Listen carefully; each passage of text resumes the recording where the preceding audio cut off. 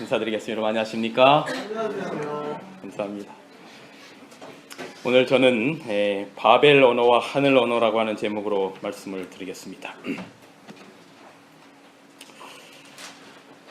에덴 동산에서 아담과 하와가 어떤 언어를 썼을까요? 한국말을 썼을까요? 아니면 영어를 썼을까요? 히브리어를 썼을까요? 무슨 언어를 썼는지는 모르지요. 그런데 아담과 하와가 하나님과 동산을 거닐면서 정말 가장 완벽한 그 조화와 사랑 가운데 하나님이 만드신 그 에덴 동산 안에서 얼마나 큰 행복을 누렸겠습니까? 그 누렸을 시절에 그들도 우리처럼 분명히 언어를 사용하였을 것입니다. 성경에서 에덴 동산에서 언어를 사용했던 기록들이 있는데 몇 군데를 보면 이렇게 기록되어 있습니다. 창세기 3장 9절에 여호와 하나님이 아담을 부르시며 그랬습니다. 이건 말로 불렀겠죠. 어이 이러진 않았을 거 아니에요. 분명히 아담아 내가 어디 있느냐 그렇게 부르셨다 그랬어요. 아담도 언어를 썼습니다. 창세기 3장 11절에 아담이 가로되 아담이 그렇게 말을 하지요. 창세기 3장 13절에 여호와 하나님이 이번에는 누구에게 말하냐면 여자에게 이르시되 이브에게 말한 겁니다.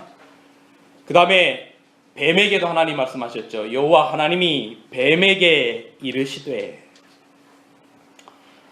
분명히 언어를 사용했습니다. 하나님이 아담과 하와와 사용했고 하나님이 뱀과도 이야기를 하셨고 그 다음에 아담과 그의 아내 이브도 하와도 서로 같이 분명히 말을 했을 것입니다. 그렇죠?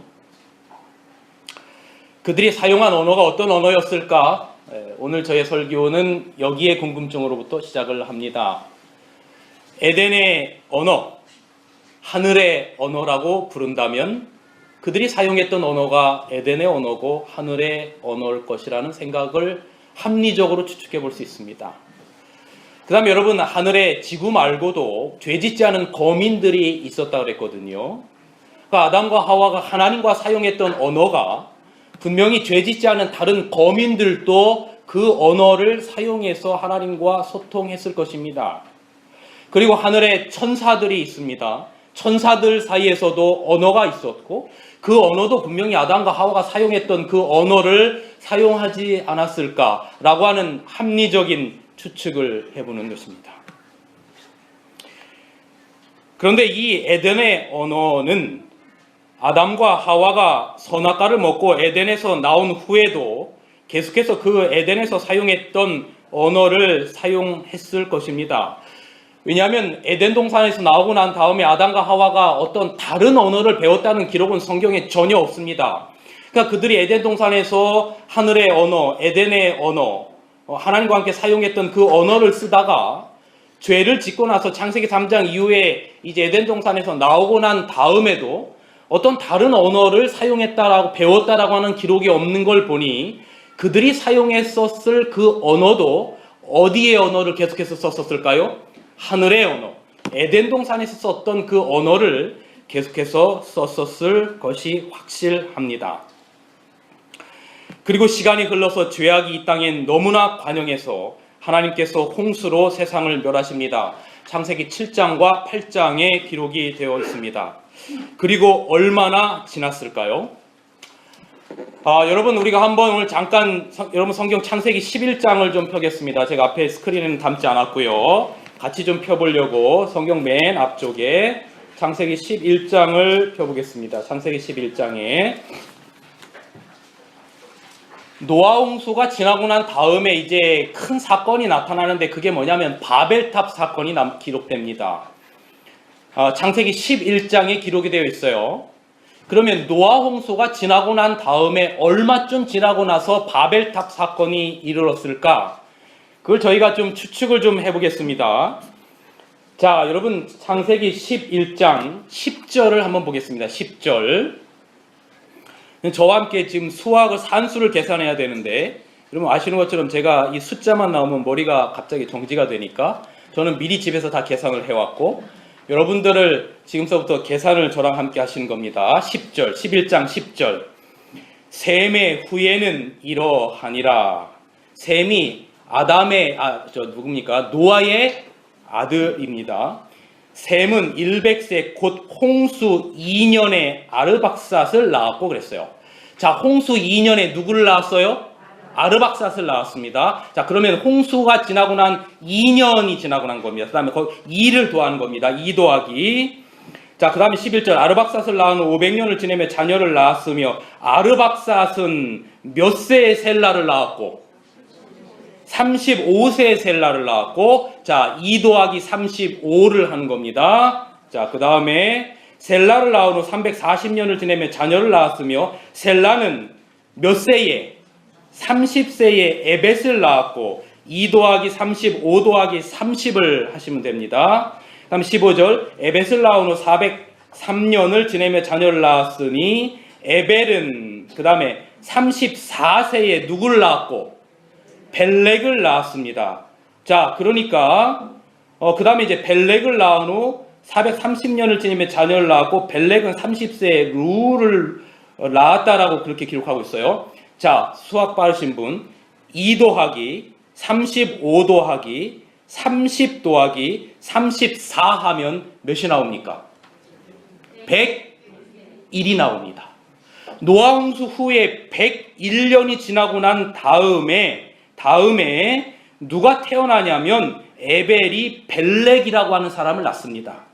그런데 성경에 벨렉이 태어날 때에 바벨탑 사건이 있었다라고 근거를 주는 성경절이 나오는데 그게 어디에 나오냐면 창세기 10장 25절에 기록되어 있어요.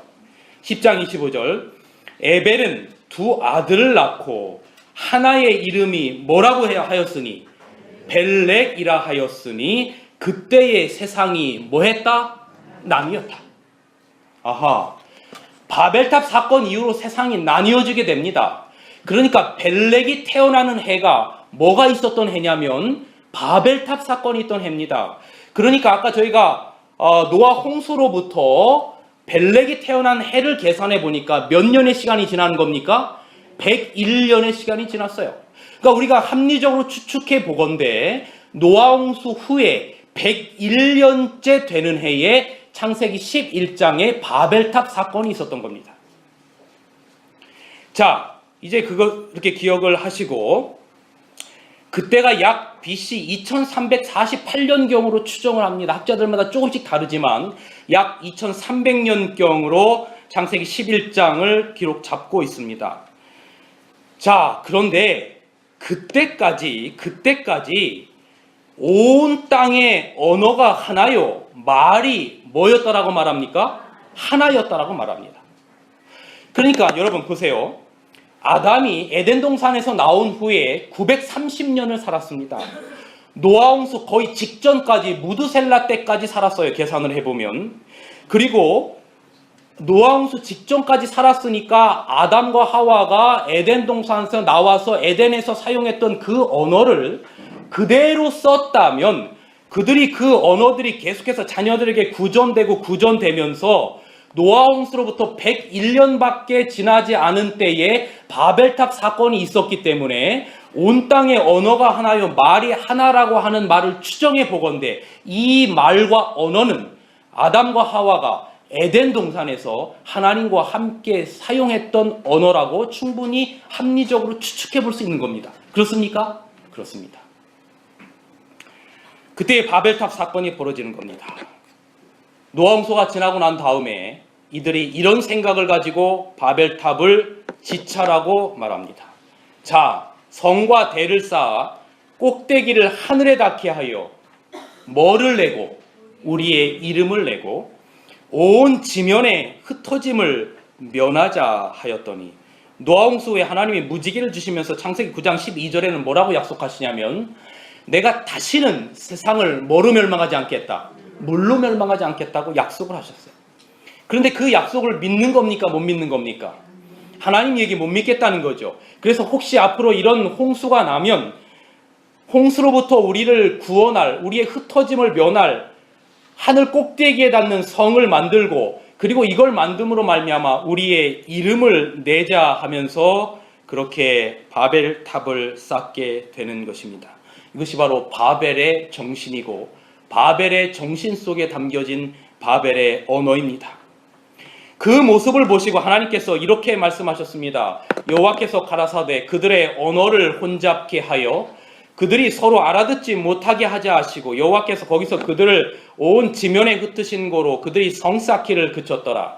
그들이 그 이름을 바벨이라 하니 이는 여호와께서 거기서 온 땅의 언어를 뭐하게 하셨다? 혼잡게 하셨습니다. 여호와께서 거기서 그들을 온 지면에 흩으셨더라 라고 기록되어 있습니다. 제가 성경 이 부분을 읽으면서 바벨탑이 어느 정도 쌓았을 때 언어를 혼잡게 하셨을까 생각해 봤어요. 막 시작했을 때 언어를 혼잡게 하셨을까? 아니면 중간쯤 쌓았을 때 언어를 혼잡게 하셨을까? 아니면 거의 다 완성이 되었을 때 언어를 혼잡게 하셨을까? 생각을 하다가 혹시 이 부분이 부조화 선지자에 나와 있지 않을까라고 해서 찾아보니까 영락없이 거기에 이렇게 기록하고 있습니다. 탑의 일부가 완성되었을 때 그 일부분은 건축자들의 거처로 쓰였다. 다른 방들은 호화 찬란하게 장식되어 그들의 우상에게 복납되었다. 백성들은 그들의 성공을 기뻐하고 금, 은으로 만든 신들을 찬양하고 천지의 주제인 하나님을 대적하였다. 그처럼 순조롭게 진행되어 왔던 공사가 갑자기 중지를 당하였다. 천사들은 건축자들의 목적을 숲으로 돌아가게 하도록 보내심을 받았다. 탑은 매우 높이 솟아올라 꼭대기에 있는 일꾼들이 아래에 있는 자들과 직접 말할 수 없게 되었다. 그러므로 사람들이 각각 다른 지점에 배치되어 각기 필요되는 재료들의 주문이나 공사에 관한 다른 지시를 받고 자기 다음에 있는 사람들에게 전하였다. 이게 아마 이런 식이 아닐까요? 그냥 추측하는 겁니다. 여러분 연탄 날라보셨잖아요. 여기서 저 꼭대기 나를 때 내가 이 연탄을 그 다음 사람에게 주고 그 다음 사람은 그 다음 사람에게 주고 해서 연탄을 나르는 것처럼 탑이 꽤 높이 솟아올랐습니다. 그리고 곳곳에 사람들을 두어서, 그 당시에 무전기도 없었을 것이고 뭐 핸드폰도 없었을 테니까 맨 위에 있는 사람이 뭐 예를 들면 야 망치 보내 하면 그게 전달돼서 그 다음 사람에게 전달되고, 야 망치 보내 하면 그 다음 사람에게 전달되고, 야 망치 보내 하면 그 다음 사람들에게 전달돼서 맨 아래에서부터 이제 그게 올라가면서 아마 이런 식으로 되었던 것 같아요. 이 글을 보니까 추측이 그렇게 되는 겁니다. 이와 같이 기별들이 한 사람에게서 다른 사람에게 전하여질 때 이상하게도 언어의 혼란이 일어났다. 그리하여 필요가 없는 재료가 주문되고, 위에서는 망치가 달라는데 밑에서는 도끼가 올라가고, 위에서는 못을 달라는데 아래서는 뭐 이상한 게 올라가고, 이렇게 이제 혼돈이 되는 거죠. 전달된 공사의 지시가 주어진 지시와 정반대되는 일이 잦았다.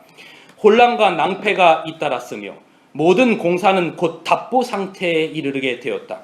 이제 더 이상 조화나 협력이 있을 수 없었다. 건축자들은 그들 사이에 있는 이상한 오해들의 이유를 도무지 밝힐 수 없었고, 분노와 실망 중에 그들은 서로 비난하였다. 그들의 공문은 투쟁과 유혈로 종말을 고하였다. 하나님의 불쾌히 여기심의 증거로 하늘에서 번개가 내려 탑의 상부를 파괴하여 땅에 떨어뜨렸다. 사람들은 하늘에서 통치하시는 하나님이 계시다는 것을 느끼게 되었다. 그러니까 탑의 상부까지 올라간 거 보니까 거의 다 바벨탑이 완성됐을 때 하나님께서 언어를 혼잡게 하신 것 같아요. 그렇게 해서 언어를 혼잡하시게 한 다음에 하늘에서 번개를 내려치셔서 탑의 상부를 파괴하여서 땅에 떨어뜨린 겁니다. 그래서 사람들이 마음 가운데 하나님이 계시다는 걸 느끼게 되었다라고 기록하는 것입니다. 여러분, 언어는 이 당시에도 에덴의 언어, 에덴 동산에서 사용했던 언어를 그대로 쓰고 있었습니다. 언어가 하나고 말이 하나였어요. 그런데 그것이 에덴의 언어였다 할지라도 하나님을 불신하고 하나님으로부터 멀어지고 그 뜻에서 멀어지고 조화와 협력이 사라지고 사랑이 사라지게 되었을 때 비록 그들의 언어 자체가 에덴 동산에서 쓰었던 언어라 할지라도 바로 그것이 바벨이 된 것입니다. 바벨의 정신은 우리의 이름을 내자라고 하는 것이었어요. 그 후로 지구 역사는 인간 개인의 혹은 민족의 이름을 내려고 강한 자가 약한 자를 짓밟는 삶의 역사가 피비린내로 점철되어 왔습니다. 그렇게 민족이 흩어지게 됩니다. 그 다음에 중요한 하나가 뭐냐면 하나님께서 언어를 나뉘게 했다라고 말하는 것인데, 이 문제에 관해서 이 해롤드 스티거라고 하는 박사가 아주 흥미로운 연구를 했어요. 수많은 지구상에 존재하는 약 3,000개 정도의 언어를 다 연구하다가 내린 결론이 뭐였냐면 이런 결론이었습니다. 무수한 언어와 방언이 있음에도 불구하고 어림잡아 3,000개의 언어가 지구상에 존재하는 것으로 추측합니다. 모체 언어, 다시 말하면 이 마더텅, 이 parent language라고 하는 이 모체 언어로부터 모든 언어들이 파생되었다라고 하는 것을 그가 결론을 내리는 겁니다. 그래서 종국적인 파생 언어는 주요 언어 계보의 경계들에 대한 지속적인 연구를 통해 밝혀지고 있다. 충분히 유사하고 다르지 않은 구문과 어휘의 공통적인 모습들은 모든 이 세상에 흩어져 있는 약 3,000개의 언어들은 공통 조상 언어가 있었음이 틀림없다라고 가르치고 있다라고 말하는 겁니다. 그러니까 이 세상에는 이 모든 언어가 결국은 어디로부터 파생된 언어입니까? 에덴 동산에서 아담과 하와가 썼던 그 언어가 바벨탑까지 이르게 되었고, 비록 에덴의 언어를 썼지만 그들이 하나님으로부터 멀어지고 사랑이 사라지고 불신과 반목이 하게 되었을 때 결국은 그 언어가 전 세계로 퍼지게 되었다라고 하는 것을 결론을 그렇게 학자가 내리게 되는 것입니다. 그런데 이 부분에 관해서 여러분이 아마 꽤 많이 보신 분들이 많이 계실 텐데, 미국의 병리학자 E.R. 넬슨이라고 하는 박사가 한자를 연구하다가 창세기의 내용과 너무나 비슷한 점들이 많아서 연구를 시작했습니다.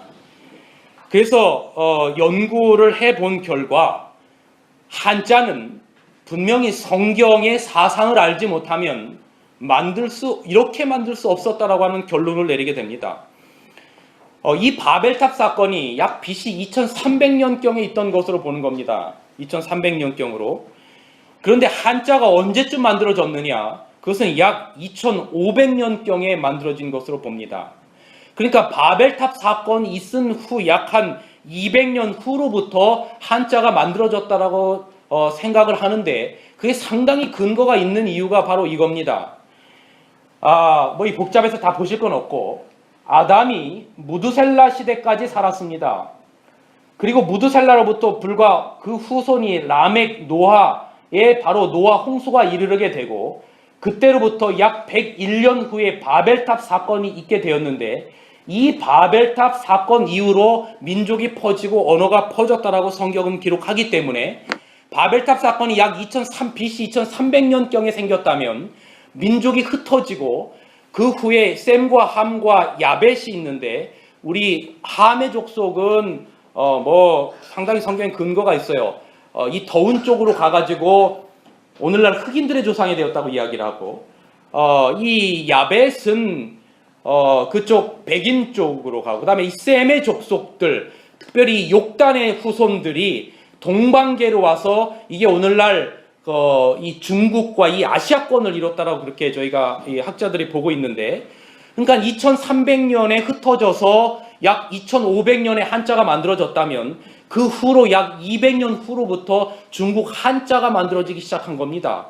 그러니까 이 한자의 사상 가운데는 그의 조상들, 성경의 사상이 계속해서 흩어져 왔고, 그것이 민족들에게 퍼졌기 때문에 한자를 만들 때에 성경의 사상이 반드시 영향을 미칠 수밖에 없는 겁니다.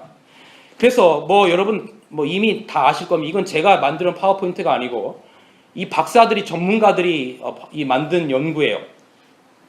몇 가지만 좀 보면 엄청나게 이런 한자들이 많은데 제가 이게 핵심이 아니기 때문에 간단하게 몇 가지만 보면, 이게 금알 금자입니다. 에덴 동산 안에 2개의 나무가 있었어요. 나무 목자 2개를 써서 생명나무와 선악과가 있었는데, 하나님께서 뭐를 먹지 말라고 했습니까? 선악과를 먹지 말라 했어요. 근데 이 밑에가 이게 뭡니까? 보일 시자입니다. 그러니까 그 선악과를 뭐 하지 말라는 겁니까? 보지도 말고 만지지도 말고 먹지도 말라. 그 나무를 보는 것 자체가 뭐 하게 된 거예요? 금하게 된 거예요. 그래서 한자를 만들 때 금할 금자를 나무목자 밑에다가 볼시자를 쓰게 되는 상당히 성경적으로 근거가 있는 한자가 되는 겁니다.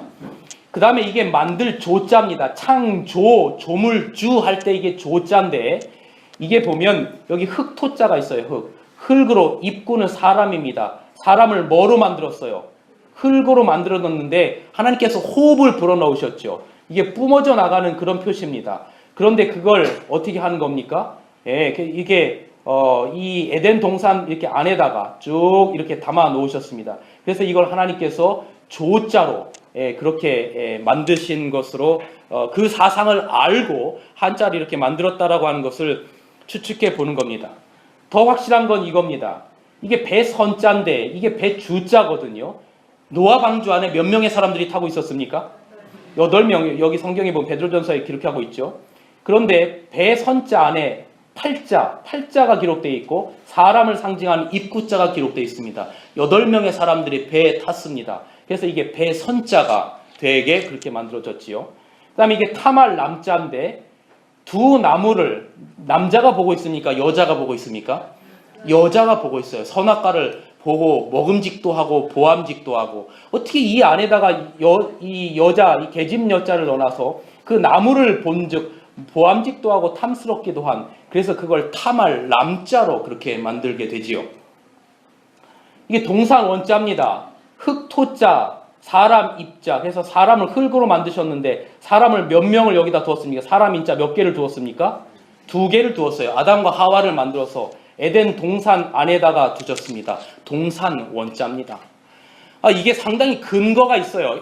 이게 제 박사들이 연구한 걸 제가 쭉 보니까 어마어마하게 많은 한자들이 기록되어 있습니다. 이게 상당히 이게 에덴의 언어가 에덴의 사상이 그들에게 영향을 미쳤을 거라고 하는 사실은 충분히 우리가 어떤 시간적인 그런 것들을 통해서 보게 될 때에 가능성이 있는 이야기입니다. 아무튼 이렇게 에덴의 언어에서 세상의 언어들로 나뉘게 됩니다. 그런데 성경 사도행전 2장에는 아주 의미심장한 이야기가 기록되어 있습니다. 그게 바로 오순절 사건입니다. 여러분 오순절이 영적으로 대단히 큰 의미가 있는 게 무슨 이유가 뭔고 하면 이게 바벨탑 사건의 역사건입니다. 바벨탑에서는 언어가 하나이었지만 비록 그들이 에덴의 언어를 썼지만 하나님은 인간들의 불순종으로 말미암아 그들의 불화와 어떤 사랑에 빠짐으로 말미암아 언어를 흩으셨어요. 그리고 민족들이 나뉘게 되었습니다. 그런데 이 바벨탑 사건이 통째로 뒤흔린 때가 있었는데 이것이 바로 오순절에 있었던 이야기입니다. 여러분 성경에는 유대인들이 오순절을 지키기 위해서 전국 각지에서 신실한 유대인들이 예루살렘에 모였습니다.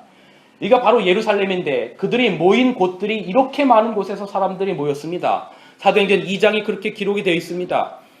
그런데 이들이 비록 유대인들이라 할지라도 그들이 흩어져서 살았기 때문에 그 당시에 유대 언어를 까먹은 사람들이 상당히 많이 있었어요. 그래서 이들이 예루살렘에 모였을 때는 유대 언어가 아니라 각 자기들의 방언을 사용했습니다. 마치 우리 한국 사람이 이민 가면 1.5세대, 2세대들 점점점 흘러가면서 한국말을 다 많이 이렇게 잊어버리게 되는 것과 마찬가지로 이 흩어진 유대인들, 디아스포라들이 이 6월절에, 이 오순절에 예루살렘에 모였지만 그들은 각각의 다른 방언들을 사용하고 있었습니다. 그런데 이때가 하나님의 복음을 전할 수 있는 절호의 기회가 되었어요. 그래서 하나님께서 이 예수님의 제자들 사도들이 이 오순절날 모인 사람들 앞에서 설교를 하는데 언제 이 수십 개의 언어를 배워서 말을 합니까? 그래서 하나님께서 그들에게 외국 언어를 쓸 수 있는 방언의 역사를 주셨어요. 사도행전 2장의 방언은 오늘날 보통 밖에 교회들이 이야기하는 것처럼 무슨 소리인지 알지도 못하는 주여 하면서 이게 샬라샬라 거리는 이런 방언이 아니에요.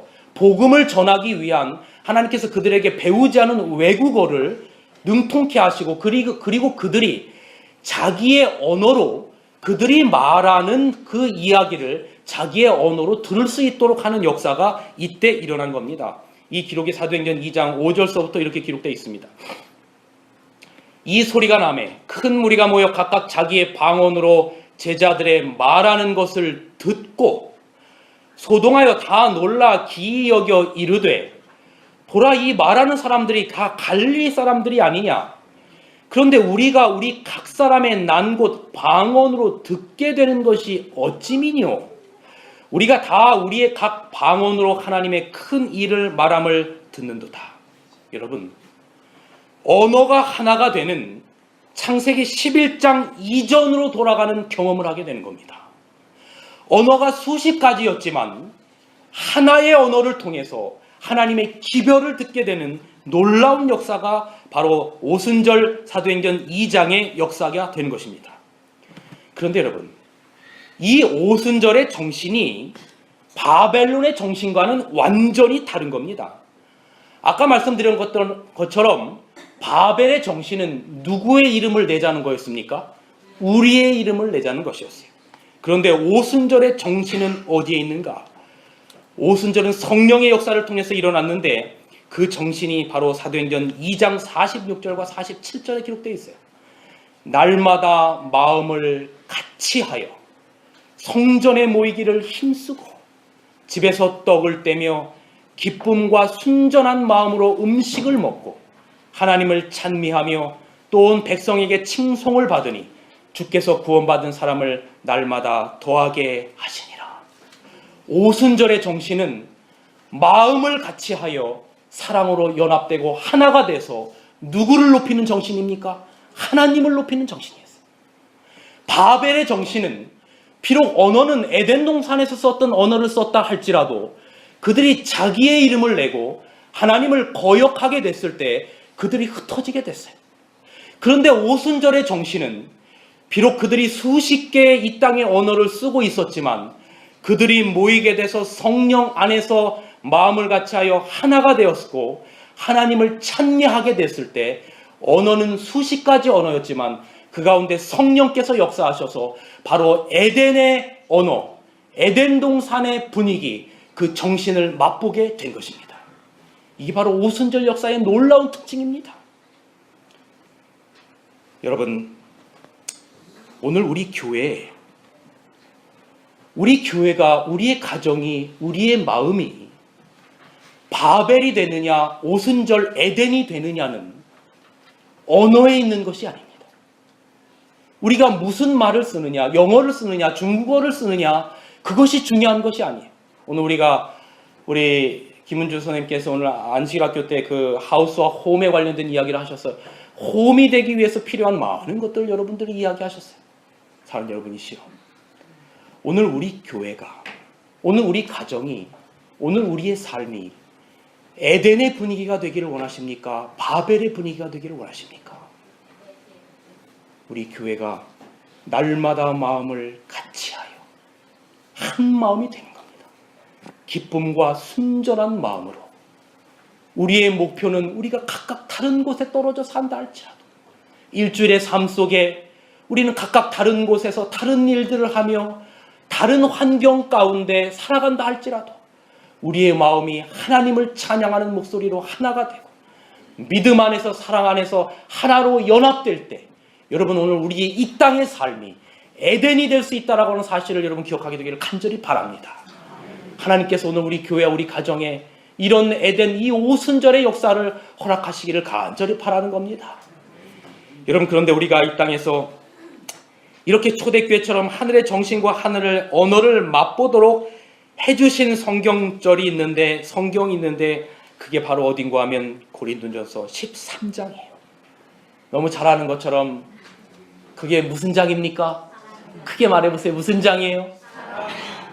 할 수만 있다면 고린도전서 13장을 매일 읽으십시오. 하이브인이요 이렇게 기록하고 있어요. 리뷰 앤 헤럴드 1904년자 이렇게 기록합니다. 주께서는 내가 고린도전서 13장으로 그의 백성들의 주의를 환기시키기를 원하셨다. 이 장을 매일 읽고 여기에서 위로와 힘을 얻으라. 하나님께서 성화된 사랑, 하늘에서 난 사랑에다가 부여하시는 가치가 어떠함을 배우고 그것이 가르치는 바 교훈들을 그대의 가슴속에 깊이 새겨두라. 그리스도와 같은 사랑은 하늘에서 나는 것임을 배우고 그것이 없는 다른 모든 자질들은 아무 가치가 없다는 것을 배우라. 그럼 1절부터 3절에 이렇게 기록합니다. 내가 사람의 방언과 천사의 말을 할지라도 노란 글씨 같이 읽어볼까요? 시작!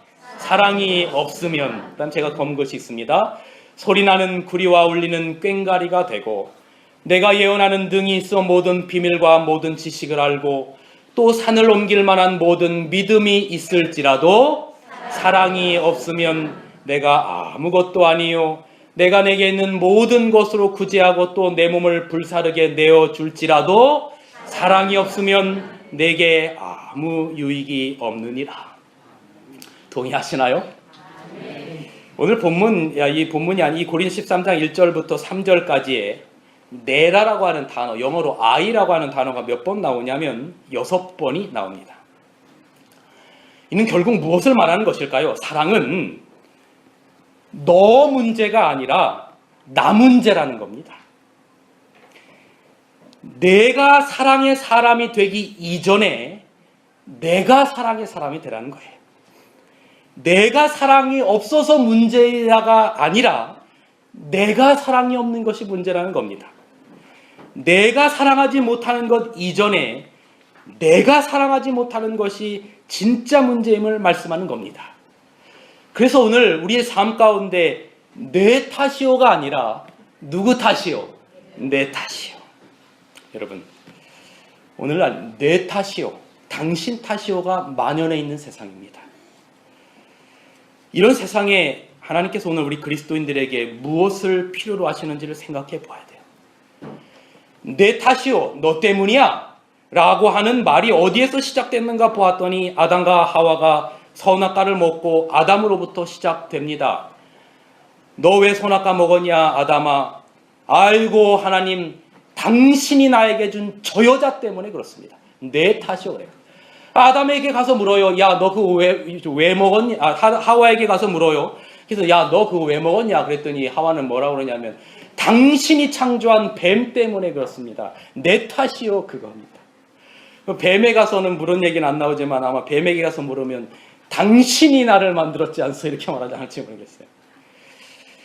사랑 여러분, 이게 내 탓이요가 어디에 제일 많은가 보니까 이게 정치판에 제일 많아요. 맨날 싸움질이야. 정말 뭐 보기 싫어 죽겠어요. 여러분, 하나님의 피로 사신 교회에 절대 있으면 안 되는 이야기가 내 탓이옵니다. 사단이 가장 많이 틈타는 단어가 뭐냐면 내 탓이에요. 여러분, 우리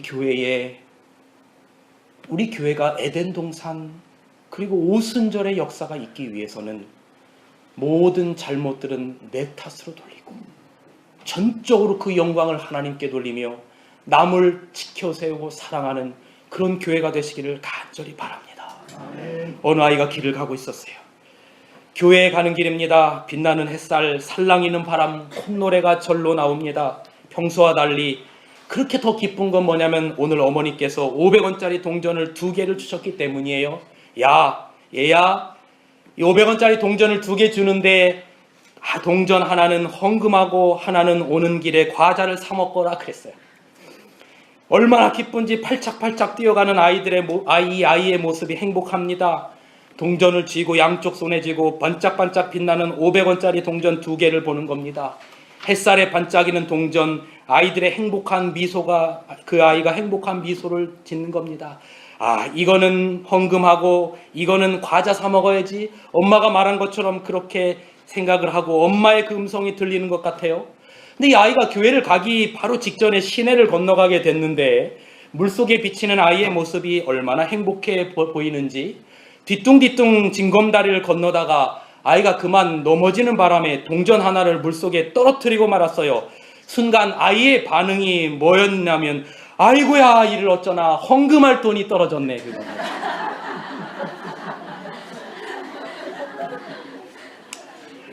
여러분, 우스운 이야기지만 인간 자기 중심의 본능에 대한 것을 느끼게 하는 겁니다. 바벨의 정신이 우리의 이름을 내고였다면 오순절의 정신은 사랑은 자기의 이름을 굳지 아니하며. 너무나 잘 아는 말씀, 고린도 13장 4절로 7절. 사랑은 오래 참고 사랑은 온유하며 투기하는 자가 되지 아니하며 사랑은 자랑하지 아니하며 교만하지 아니하며 무례히 행치 아니하며 자기의 유익을 굳지 아니하며 성내지 아니하며 악한 것을 생각지 아니하며 불의를 기뻐하지 아니하며 진리와 함께 기뻐하고 모든 것을 참으며 모든 것을 믿으며 모든 것을 바라며 모든 것을 견디느니라. 사랑의 첫 번째는 오래 참음입니다. 사랑은 오래 참는 것입니다.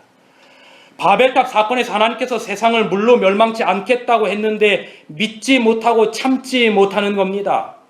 오래 참음에서 사랑은 구현되고 마침내 사랑의 열매를 맺는 겁니다. 왜냐하면 우리가 성화의 과정이라고 하는 것은 오래 참음 가운데 나타나는 겁니다.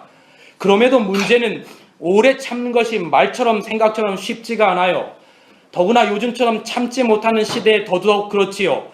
그래서 하나님께서 요한계시록 14장 12절에 남은 무리의 특징을 뭐라고 말하고 있냐면 성도들의 인내가 여기 있나니 저희는 하나님의 계명과 예수의 증거를 가진 자니라. 여러분, 오늘날 우리가 이렇게 바쁜 시대에 제가 몇 번 말씀드린 것처럼 이 거룩한 안식일을 지키기 위하여 여러분 이 자리에 오신 이유가 무엇입니까? 오늘과 같이 이렇게 정신없는 세상 가운데 이렇게 귀중한 시간을 내어서 하나님의 몸된 교회를 섬기고 여러분의 재정과 여러분의 시간과 여러분의 정력과 여러분의 에너지를 헌신하는 이유가 무엇입니까? 세상에 나가서 몇 시간 하면 돈을 벌지만 여러분 헌금을 하면서 교회에 와서 여러분들에게 돈 한 푼 주지 않는데 이렇게 봉사하고 애쓰고 영혼들을 위하여 기도하며 때로는 그 영혼들을 위하여 가슴 아파하는 이유가 무엇입니까? 사랑은 오래 참고 성도들의 인내가 여기 있나니. 이 세상의 그 어떤 눈에 보이는 물질적인 가치보다도 영원한 가치가 더 중요한 것을 알기 때문에 오늘 이 자리에 여러분들 이 자리에 앉아 계신 것 아닙니까?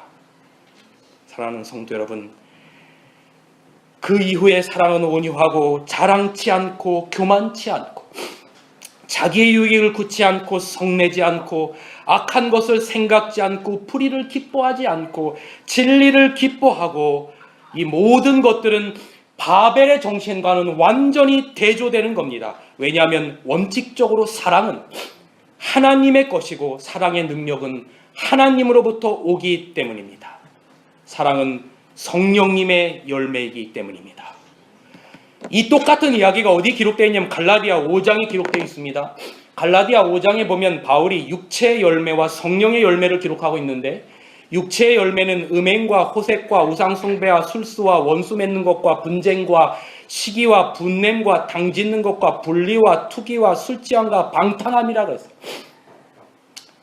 저는 이런 것들을 우리 교회에 없음을 인해서 하나님 앞에 감사합니다.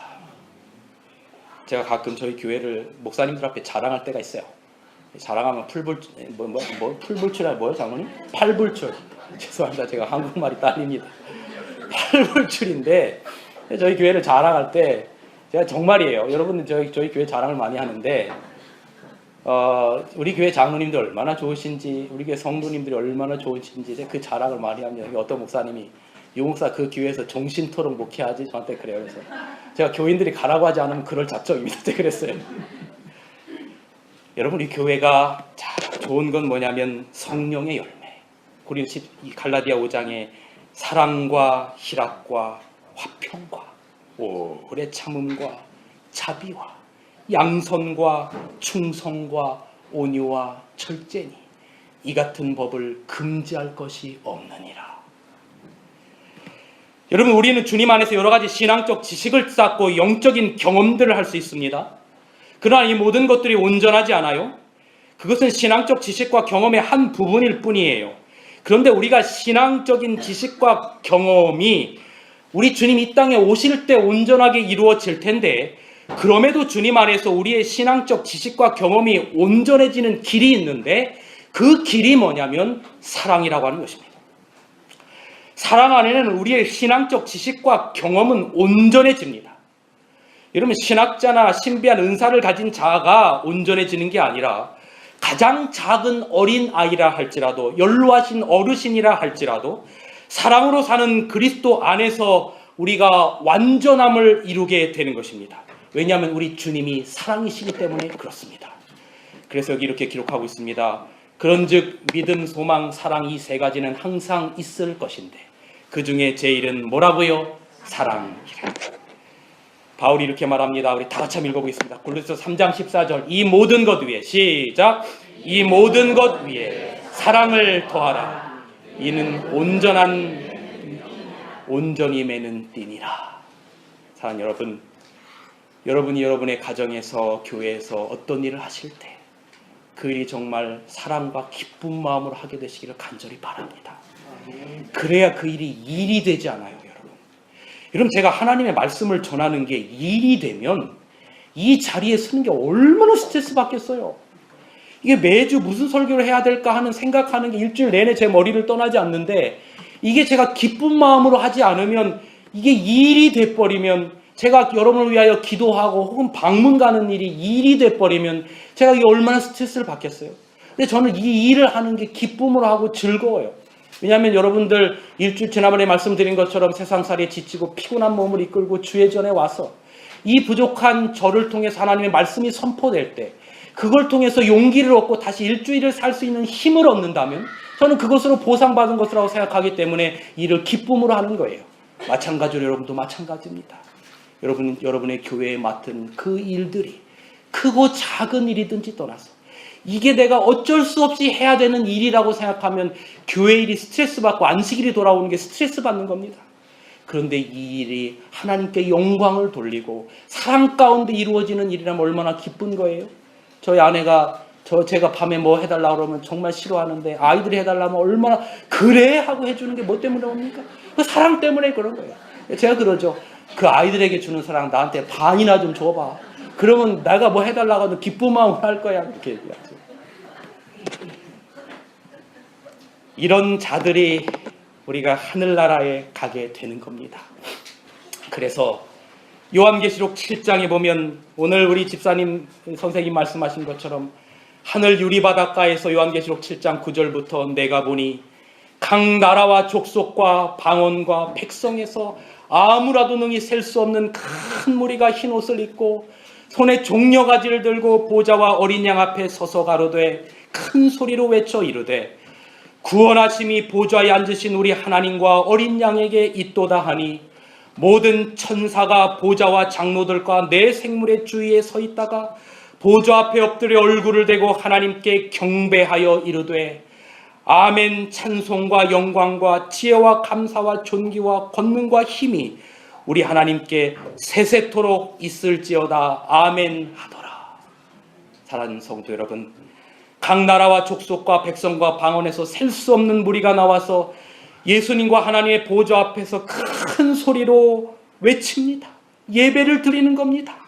그때 그 언어는 다시금 창세기 11장 이전에 그 에덴의 언어로 회복될 것이며 그 언어는 하늘의 언어가 될 것입니다. 영어를 배우려고 그렇게 고생해야도 잘 되지 않는데 우리가 그런 노력하지 않아도 하늘의 언어를 배우게 될 건데, 왜냐하면 우리의 마음이 하나님과 완전히 하나가 되고 사랑으로 완전히 연합되었기 때문입니다. 각 나라와 족속이 한 소리로 한 언어로 하나님께 영광을 올려드리는 모습을 상상해 보세요. 그날 그 아침, 그 안식일 아침 유리 바닷가에서 우리 주님께서 설교하시고 찬양대의 14만 4천의 찬양대의 그 나팔소리와 함께 하늘의 나팔소리와 함께 그 언어로 찬양하게 될 때 여러분, 우리가 같은 언어로 온 세상에서 모인 사람들이 죄악의 흔적, 아픔의 흔적, 고난의 흔적들이 다 사라진 채 그 언어를 사용해서 하나님께만 영광을 돌리세. 이 모든 구원의 능력이 어린 양 앞에 있도다. 우리의 면류관을 주님의 팔 앞에 내려놓고 의의 두루마리를 입고 그 에덴의 언어로, 사랑의 언어로 하나님을 찬양하는 그날 그 아침 우리 모두가 참여하게 되기를 간절히 바랍니다. 감추어 써 있던 그 에덴의 언어는 우리의 언어의 본능을 따라 우리의 입술을 적실 것입니다. 그리고 찬양과 예배의 도구가 될 것입니다. 회복된 에덴의 언어로서 하나님과 우리의 신랑 되시는 예수님께 영광의 찬양을 올려드릴 그날을 고대하며 살아갑시다. 그리고 그때까지 우리의 언어로 하나님께 돌리고 사랑의 언어로 서로 격려하며 우리가 이 세상에서 함께 성도들과 격려하며 주님의 나라까지 같이 갑시다. 우리의 가정과 우리의 교회가, 그리고 여러분이 그런 분위기와 그런 언어로 주변을 따뜻하게 하셔서 세상을 밝히 비치는 여러분과 제가 되기를 간절히 바라고, 이번 한 주간 동안 다시금 여러분의 삶의 터전에서, 우리 학생들은 공부의 터전에서 사실 때에 하나님께서 여러분에게 하늘의 빛으로 밝히 비춰주시고, 특별히 우리 교회 아픈 환자들 빨리 속히 치유되어서 다시금 우리가 마음을 다하여 하나님께 한 언어로 찬양하는 여러분과 제가 되기를 간절히 바라면서 오늘 말씀을 드리겠습니다.